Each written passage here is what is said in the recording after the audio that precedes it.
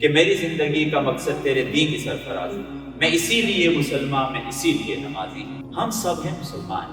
قرآن کریم اللہ نے ہم سب کے لیے بھیجا ہے، اور اس میں کچھ باتیں لکھی ہوئی ہیں جو باتیں ہم نے کرنی ہیں، کچھ باتیں لکھی ہیں جن باتوں سے ہم نے بچنا ہے۔ ہمیں پتہ چل جائے، اس کے بعد اگر ہم وہ کام کریں اس سے الٹ اور وہ کام نہ کریں جو اللہ تعالیٰ کہتے ہیں، تو اللہ ہمیں چھوڑیں گے نہیں۔ جن بچوں نے قرآن کریم حفظ کا مکمل کیا، جن بچوں جو حفظ کر رہے ہیں جو اس سے پہلے جا چکے ہیں، ہم سب کا ایک قدم ہوا ہے، ایک قدم ہوا ہے، اور وہ قدم ہے کہ ہم نے پڑھ لیا، ہمیں ذہن میں آ گیا۔ اس سے اگلا قدم یہ ہے کہ ہم نے اس کو سمجھنا ہے، اس کے بعد کیا کرنا ہے؟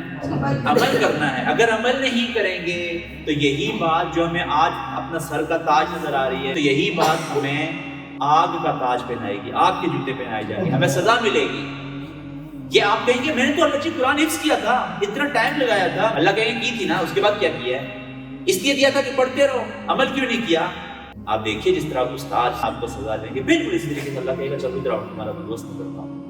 اور وہ وقت ایسا ہوگا کہ کوئی بچانے والا نہیں۔ یوم یقوم الروح والملائکۃ لا یتکلمون الا من اذن له الرحمن یوم یفر المرء من اخیہ وامہ وابیہ وصاحبتہ لکل امرئ منہم یومئذ شأن یغنیہ وجوہ یومئذ ضاحکۃ ووجوہ یومئذ علیہا ترہقها اولئک هم الکفرۃ الفجرۃ۔ اس دن نہ ماں بیٹے کے کام آنی ہے، نہ بیٹا باپ کے کام آنا ہے، نہ باپ بھائی کے کام، کوئی کسی کے کام نہیں آئے گا، اور کچھ چہرے اس میں روشن ہوں گے۔ جس کو اللہ سزا دے گا اس کا چہرہ روشن ہوگا، اس کا چہرہ روشن نہیں ہوگا، چھپتا پھرے گا۔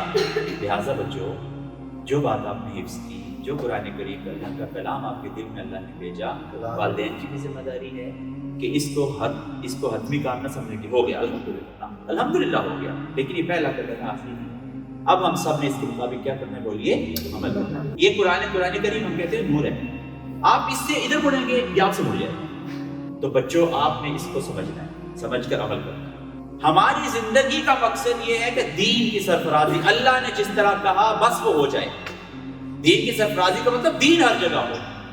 میں اسی لیے مسلمان، میں اسی لیے میرا اس کے علاوہ کوئی مقصد نہیں ہے۔ میں نماز پڑھتا ہوں تب بھی اس لیے کہ اللہ کا دین آ جائے، میں مسلمان ہوں تب بھی اس لیے کہ اللہ کا دین آ جائے۔ کہاں آ جائے؟ ہر جگہ۔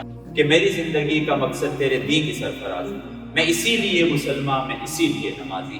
اپنی زندگیوں کا مقصد اللہ کا دین بنا لیجیے کہ وہ ہر جگہ آنا چاہیے، ہر جگہ آنا چاہیے۔ یہ زندگی تو دو باتیں میری مکمل ہوئی۔ نمبر ایک، قرآن کریم کا حفظ حتمی بات نہیں ہے، اللہ کا شکر بہت بڑی بات ہے، لیکن حتمی نہیں، بلکہ اس کو سیکھنا ہے اور عمل کرنا ہے۔ اور دوسری بات یہ کہ اللہ کا دین ہر جگہ ہونا چاہیے، اس کے لیے اس کو زندگی کا مقصد بنانا ہے۔